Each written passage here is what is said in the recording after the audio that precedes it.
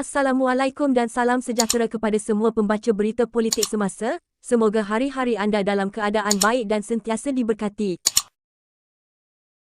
Badan Peguam Malaysia berhujah bahawa ia memiliki kewajipan berkanun memaklumkan kepada orang ramai tentang isu kelakuan Peguam Najib Razak semasa mengendalikan rayuan bekas Perdana Menteri itu dalam kes rasuah SRC International bernilai RM42 juta.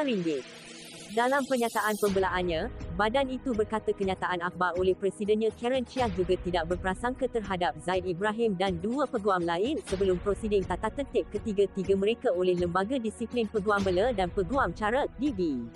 Pemfailan oleh Badan Peguam dan Chiah di Mahkamah Kuala Lumpur pada 7 November adalah sebagai tindak balas terhadap saman fitnah Zaid dan dua peguam, Liu Teck Kuat dan Ruben Madhia Baranam, yang difailkan pada 30 Sep lepas.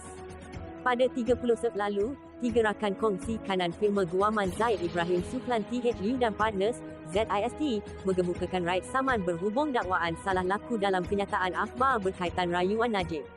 Dalam siaran media bertarikh 19 Ogos, Chiah, atas kapasitinya sebagai Presiden Badan Peguam, mendakwa bahawa kelakuan Peguam Najib adalah menyalahgunakan proses kehakiman. Chiah kemudiannya mengeluarkan kenyataan akhbar selanjutnya pada 5 Sep bagi mengesahkan kenyataan media sebelum ini. Najib yang juga bekas Menteri Kewangan, kini menjalani hukuman penjara 12 tahun berikutan Mahkamah Paling Tinggi Negara menolak rayuannya pada 23 Ogos lalu. Bagaimanapun, permohonan Najib untuk menyemak semula keputusan rayuan itu ditetapkan untuk dibicarakan di Mahkamah Persekutuan pada 19, 20 dan 26 Januari tahun depan. Menurut pernyataan pembelaan Badan Peguam dan Chiah yang dilihat oleh Malaysia kini, kedua-dua defendan berpendapat bahawa mereka dilindungi oleh keistimewaan yang layak kerana objek dan tujuan badan berkanun itu antara lain adalah untuk mengekalkan standard profesional pengendalian undang-undang di Malaysia dan untuk menyatakan pandangannya tentang perkara yang menjejaskan pentadbiran dan amalan undang-undang di Malaysia. Keistimewaan yang layak ialah pembelaan yang terpakai dalam situasi di mana perkataan dikeluarkan oleh seseorang yang mempunyai kepentingan atau kewajipan undang-undang, sosial atau moral untuk berbuat demikian.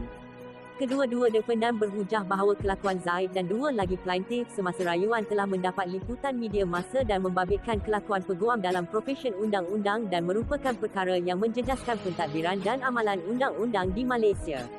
Badan Peguam dan Chiah berpendapat bahawa siaran akhbar itu diterbitkan dengan niat baik dan tanpa niat jahat, diterbitkan menurut objek dan tujuan defendan pertama di bawah Seksyen 42 Akta Profesion Undang-Undang 1976.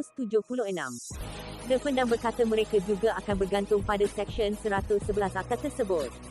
Seksyen 42 membentangkan objek dan kuasa Badan Peguam Malaysia. Seksyen 111 menyatakan bahawa tiada tindakan atau prosiding boleh dikenakan terhadap jawatan kuasa tata tertib, lembaga tata tertib, Badan Peguam Malaysia, Majlis Peguam atau mana-mana jawatan kuasa peguam negeri atau mana-mana ahlinya bagi apa-apa perbuatan atau perkara yang dilakukan di bawah akta ini termasuk apa-apa pengumuman atau penerbitan. Apa-apa keputusan lembaga tata tertib, melainkan jika dibuktikan kepada mahkamah bahawa perbuatan atau perkara itu dilakukan dengan niat jahat atau dengan niat jahat. Defendan pertama, melalui defendan kedua sebagai presidennya, mempunyai kewajipan atau kepentingan untuk menerbitkan kenyataan akhbar tersebut di laman webnya kepada ahli-ahlinya dan orang awam. Ahli-ahli defendan pertama dan orang awam mempunyai kewajipan atau kepentingan sepadan untuk mengetahui dan menerima kenyataan akhbar tersebut, kata Badan Peguam dan Chiah dalam pernyataan pembelaan yang difailkan bagi pihak mereka oleh peguam daripada firma Lee Hishamuddin Allen dan Blade Hill. Kedua-dua mereka berhujah bahawa mereka tidak melanggar kewajipan berkanun mereka seperti yang didakwa oleh Zaid dan kedua-dua peguam itu, dan Badan Peguam pada 3 Oktober lalu telah membuat aduan terhadap tiga plaintif kepada DB menurut Seksyen 99(3) APA.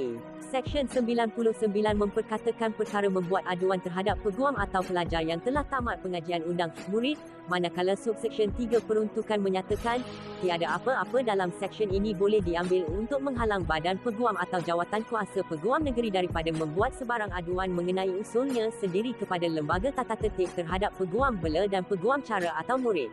Menurut LPA, lembaga tata tertib merupakan badan yang berbeza dan berasingan daripada defendan pertama dan badan peguam. Ia adalah lembaga tata tertib dan bukannya defendan-defendan yang memutuskan sama ada terdapatnya sebarang salah laku oleh seorang peguam bela dan peguam cara. Kenyataan akhbar tersebut, dalam apa jua keadaan, tidak mampu menjadi suatu keputusan, penentuan atau penghakiman atas kesalahan berkaitan dengan sebarang salah laku pada pihak plaintiff. Sekiranya adanya sebarang prapenghakiman, ia adalah hanya setakat mana badan peguam sebagai seorang pengadu telah membentuk pendapat bahawa plaintiff bersalah atas salah laku dengan cara yang sama pihak pendakwaan membentuk pendapat apabila mereka memutuskan untuk mengemukakan pertuduhan terhadap seorang yang kena tuduh atas kesalahan jenayah. Tiada risiko sebarang ketidakadilan atau prejudis yang timbul daripada suatu prapenghakiman yang mana adalah dinafikan atas kesalahan plaintiff sebelum sebarang prosiding tata tertib di hadapan lembaga tata tertib. Ia adalah lembaga tata tertib dan bukannya defendan yang memutuskan sama ada terdapatnya sebarang salah laku oleh seorang peguam bela dan peguam cara. Tiada sebarang risiko berat sebelah atau pelanggaran keadilan asasi semasa sebarang prosiding tata tertib di hadapan lembaga tata tertib. Plaintiff akan diberikan peluang untuk mengambil bahagian dan membela diri dalam sebarang prosiding tata tertib di hadapan lembaga tata tertib. Dakwaan plaintiff di sini mengandaikan bahawa lembaga tata tertib akan mendapati mereka bersalah atas salah laku, kata Badan Peguam dan Syah. Kedua-dua defendan juga menafikan bahawa kenyataan akhbar itu adalah fitnah, seterusnya memetik pembelaan justifikasi dan komen yang adil. Justifikasi pembelaan ialah bahawa kenyataan atau dakwaan adalah fakta dan jika terbukti berjaya di mahkamah, ini akan bertindak sebagai pembelaan mutlak terhadap tindakan undang-undang. Pembelaan komen yang adil ialah satu kenyataan yang disangkal dibuat sebagai ulasan yang adil, bukannya sebagai kenyataan fakta, berhubung isu kepentingan awam.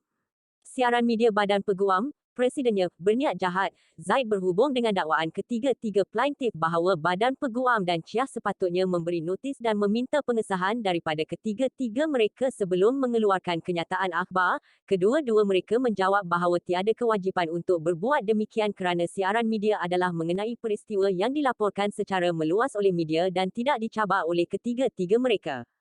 Sementara itu, dalam jawapan yang difailkan di mahkamah oleh peguam dari ZIST pada 29 November, Zaid dan kedua-dua plaintiff mendakwa bahawa Badan Peguam dan Syah tidak boleh bergantung pada pembelaan keistimewaan yang layak kerana tidak ada fakta khas yang boleh membawa kepada tiada tanggungjawab dan kepentingan yang bersamaan dan sepadan antara defendan dan orang awam untuk defendan menerbitkan kenyataan akhbar tersebut. Ketiga-tiga plaintiff mengulangi bahawa tiada aduan dikemukakan kepada DB pada masa itu dan DB masih belum membuat sebarang penemuan berhubung dakwaan salah laku. Zaid dan dua peguam itu juga mengulangi bahawa Badan Peguam dan Syah tidak mempunyai hak atau kewajipan untuk menerbitkan siaran akhbar sebelum membuat aduan kepada DB mengikut Seksyen 99(1) APA dan mengeluarkan kenyataan akhbar sebelum membuat aduan. Melampaui kuasa yang diberikan dalam peruntukan tersebut. Ketiga-tiga mereka mendakwa bahawa kedua-dua mereka tidak mendapatkan pengesahan atau penjelasan sebelum kenyataan akhbar diterbitkan adalah bukti niat jahat. Ketiga-tiga peguam itu mendakwa bahawa Badan Peguam dan Syah tidak boleh bergantung pada pembelaan justifikasi kerana kenyataan akhbar itu kononnya berdasarkan fakta palsu atau fakta material yang tidak tepat. Ketiga-tiga mereka selanjutnya berhujah bahawa kedua-dua defendan tidak boleh bergantung pada pembelaan komen yang adil kerana kata-kata siaran akhbar itu didakwa kenyataan fakta dan bukan pendapat.